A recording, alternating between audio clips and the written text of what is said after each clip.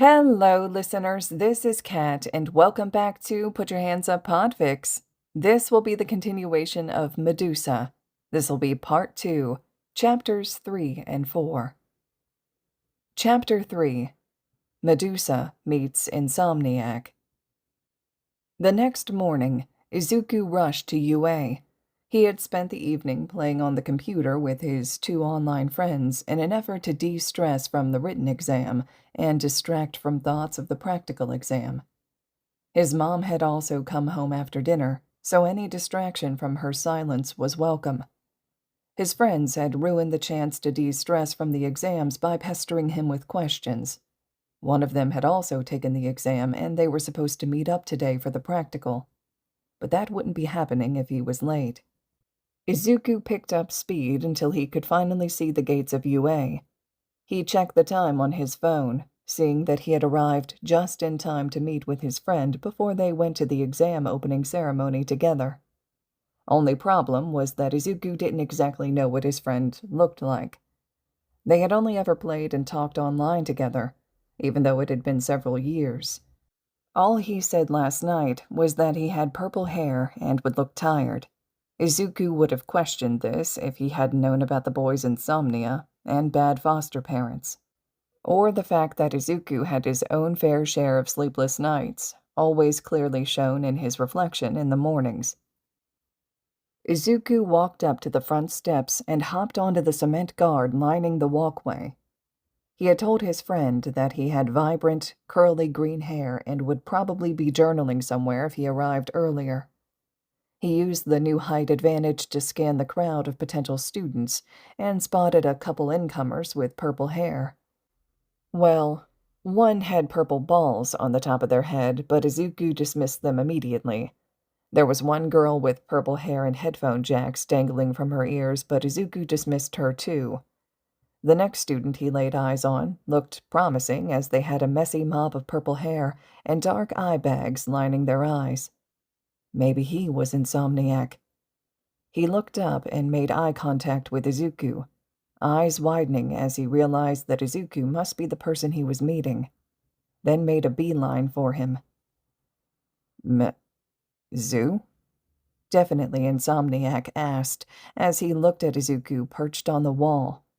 Izuku snickered as he stumbled over the names. His gamer tag was Medusa, but he told his friends, Insomniac and Eat My Dust, to call him Zu. "That's me. Izuku Midoriya, if you will." Insomniac grunted. "Shinso Hitoshi." Izuku hopped off the wall. "It's almost time for the practical. Let's head in." They took seats next to each other despite the layout of the seating chart. Izuku did not want to sit next to his school bully for the length of the presentation. He took out his journal as President Mike stepped onto the stage and called out to the crowd. He let his pencil fly across the page as Mike presented the layout of the exam. "How is your hand even moving that fast?" Shinso asked, looking down at his notes. Izuku looked over at him, not even paying attention to the notes his hand was writing out. He had been fully focused on Mike's speech and let his hand take notes as they willed. "It stops me from muttering the whole time, which I found annoys some people," Izuku stated, stopping his hand from taking notes as his attention was divided. Mike was calling on some student on the other side of the stadium who was asking a rather dumb question. "Was it bothering you?" Shinso shook his head. "It's pretty fascinating. You took perfect notes that entire time, only looking down when you needed to start on a new page. How often do you do that?" Izuku scratched the back of his head. "Quite a bit. I analyze hero fights in person all the time, and I learned to take notes without looking so that I could really capture each detail." "And you write in code?" Shinso asked, tilting his head as he looked closer at the text. Izuku laughed a little. "Yeah, a lot of the information would be dangerous if it fell into the wrong hands. Plus, some might not be happy with me becoming a hero if they read through my full analysis. I came up with a code when I was writing my third notebook, as my analysis was getting deeper." Shinso hummed as he turned his attention back to President Mike. He was finally explaining about the zero-pointer robot. Izuku continued taking notes about the setup of the exam and the best strategies to pass the exam.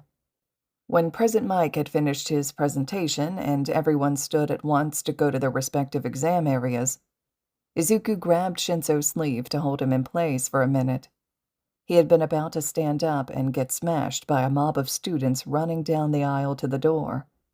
There were a couple of students yelling and bickering about keeping order, but it was not working in this large of a room with so many people. As the last of the rush vacated the room, Izuku and Shinso headed out and to their respective test areas, wishing each other luck. Shinso knew that Izuku would pass this exam easily, and Izuku knew that Shinso could definitely make it into the school, though it was unsure whether he could make it into heroics. Izuku really hoped he would, and twisted his hands thinking about the potential of him and Bakugo ending up in the same class. No. He shook his head a little and cleared his thoughts. As he waited, he placed his headband on and immediately felt the connection to the many microbots he had with him, plus all the ones that he had scattered around Musutafu. Mike's voice shouted for them to go, and Izuku took off into the streets. He was grateful for the approval of his creations as he made quick work of several robots by making his microbots spear through them. 10 minutes till the exam was ending, they sent out the zero-pointer. It was taller than the mock buildings that they'd made and had no qualms against absolutely destroying them on its way through the testing grounds.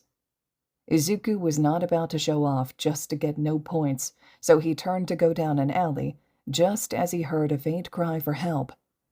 He looked around through all the students running in the opposite direction of the giant robot and saw a girl trapped under some of the rubble the giant had made. Izuku made a split-second decision and ran towards the girl, sending the robots ahead of him towards the robot.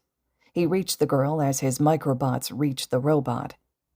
"No! It'll crush both of us!" the girl yelled at him. Izuku scoffed at her objection to his rescue and told his robots to find the control panel. He heard faint metal clacking on metal as he turned back to the girl. The zero-pointer was about 2 steps away from them, and it had definitely set its sight on them. Izuku grabbed the edge of the concrete block trapping the girl and put all his strength into lifting it. It barely budged, so he called the robots that were twining around his waist as a belt to act as supports and slowly lifted the block up enough to give the girl room to free herself. "Get out of there, and I'll take care of the robot." Said robot was about to take its last step towards them, so he ran towards it, dodging its massive limbs as he went to where his microbots had joined around a small panel on the back of its stationary leg. Izuku took out his contractible staff and used it to launch himself up to the panel, grabbing onto the leg with one arm and his legs. He pried the panel open and pulled down on the power switch, just as it was reaching down to smash the poor girl. He sighed in relief and slowly crawled down the robot's leg. Mike announced the end of the exam as he walked over towards the girl, who'd freed herself from her concrete jail. He lifted the concrete just enough to recall his microbots, then let it drop, dust flying around. As the microbots found homes within his clothing, he turned to the girl. She rubbed the back of her neck. "Thank you for the save. For a moment there, I thought I was a goner." Izuku scanned her and noticed she was favoring her right leg. "No problem at all. Do you want assistance making it to the healer? You probably shouldn't strain your leg too much." She beamed at him. "I would greatly appreciate that." He wrapped an arm around her waist and helped her over to Recovery Girl. The heroine kissed the girl's cheek, muttering about the dangers of these exams. Izuku snickered a little and left the two as he headed back towards the entrance of the school. They would be receiving acceptance or denial letters in the mail sometime in the next week, so he was hoping to get some more in-person time with Shinso. He opened the app that they used to chat during the games and sent a private message to Shinso saying that he'd just finished the exam and was wondering if he wanted to hang out for a bit. He closed the app and sat under one of the trees lining the walkway into UA. Deciding there was no time like the present, he took out his journal and started taking notes on the quirks he'd seen being used by the other examinees. He had rarely run into anyone else, so he hoped that he'd be able to get more info on them later. Izuku. Hey, dummy. Izuku snapped his head up to see Shinso snapping his fingers in front of his face tiredly. Oh, Shinso. Crap, sorry. I was totally invested in my notes again. Shinso shrugged. It's fine. What did you want to do? My fosters don't give a crap when I come home as long as I don't wake them up. Izuku furrowed his eyebrows at that, but didn't comment. We could go to a cat cafe. Shinso's eyes lit up a bit. I'm down. Izuku chuckled. I don't know how familiar you are with the area. Not at all. But there's one a couple blocks from here, Izuku said as he stood up, stuffing his journal in his bag. Sounds good to me, Shinso said, as he followed Izuku away from UA. Chapter 4. Local Cryptid Appears. Perched on a rooftop, Medusa scanned the streets and alleys, snakes floating around their head, scanning the area for perceived trouble. They wore a black masquerade-style mask with green vine designs that covered the top half of their face with two snakes that curled at the top like horns. Their mouth was covered with a black mask that had two glowing green circles on each cheek. They wore a tight-fitting black dress shirt and dark green cargo pants with multiple pockets holding all sorts of gadgets. Their belt held a staff, rope, and pouches of microbots. Across their chest was a bandolier of daggers, and they wore a thick black metal choker with a green lightning design. Medusa held up their hand as a snake slithered down their arm, and they looked into its eyes. The snake looked out towards the street below them, and Medusa turned their head, following the direction the snake was looking, and saw what caught the snake's attention. There was a burly man, seemingly with some type of mutation quirk, following a woman who seemed to be walking home from a waitress shift. Medusa watched as the woman turned into an alley, and the man looked around before slipping in as well. Medusa sighed, then got up from their perch. They took a couple steps back, then ran and jumped across the rooftops, ending in a roll.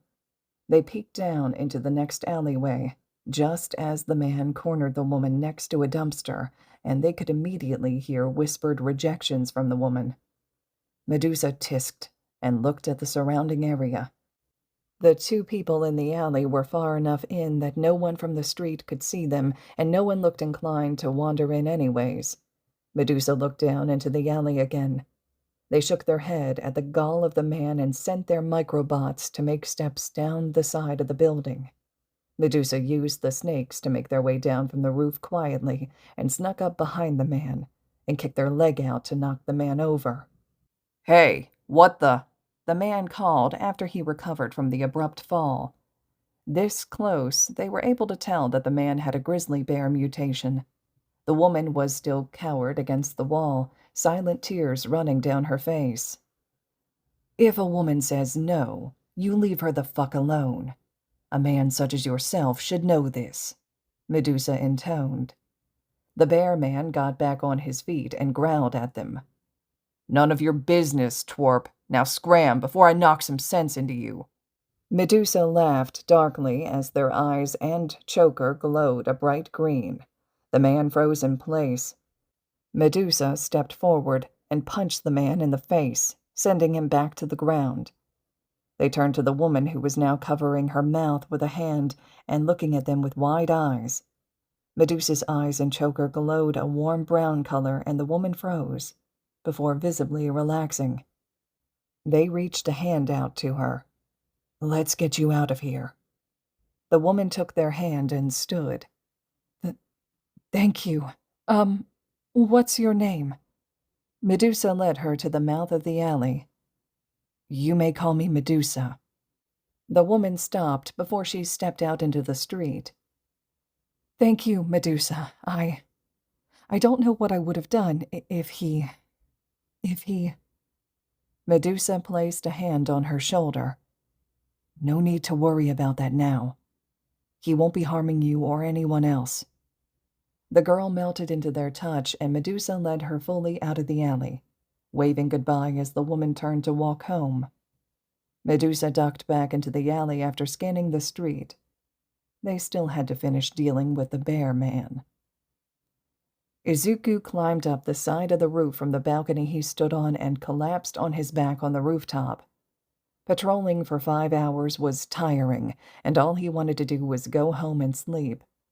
Yet, he had ventured farther than usual from his apartment, and wanted to take a quick break before he made the trek back home. He pulled off his voice modulator mask and grabbed a fruit squeeze from his pocket, slurping on it as he listened to the sounds of the city. The sound of a pebble skittering on the roof caused him to jolt up and put his mask back on. He stood and turned towards the sound.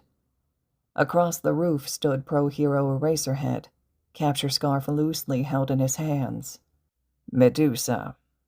Izuku laughed lowly. "Oh no, you caught me." A snake slithered down his arm and twined around his wrist. Eraserhead shook his head. "You really are tiny." Another laugh escaped Izuku. "Is that all anyone can say when they see me? No note about the snakes for hair or my mask or literally anything else?" "Do you expect people to comment on your quirk?" Eraserhead asked, tilting his head. That made Izuku pause. He hadn't considered that everyone would assume his microbots to be his quirk. He wondered if he should tell Eraserhead that he was quirkless. Maybe next time. "No, I guess I shouldn't." Eraserhead huffed. "As lovely as it is to converse with you, I am supposed to bring you in, kid." He took a step forward, towards Izuku. Izuku tilted his head to the side. "And here I thought we were on pleasant terms." Eraserhead stepped forward again, and Izuku made his contacts and choker glow a vibrant purple, stopping Eraserhead in his tracks. That should leave him confused, long enough for Izuku to make a quick escape. With Eraserhead frozen, Izuku took his leave, jumping over the side of the roof and back onto the balcony below. So much for his break before heading home. He climbed his way down, jumping from balcony to balcony, till he was at street level, then took off into the streets, winding his way through Musutavu, making sure that he wasn't being followed, before finally heading home for the night. All right, listeners. This concludes Chapter 4 of Medusa. Chapter 5 will be up next. I would love to hear your thoughts and reactions of everything so far, so drop your comments below for me. Just a reminder that this fic is located over on AO3, so you can always slide over leaving comments, kudos, and support to the original author as well. I'm sure it's much appreciated. And as always, thank you all so much for listening.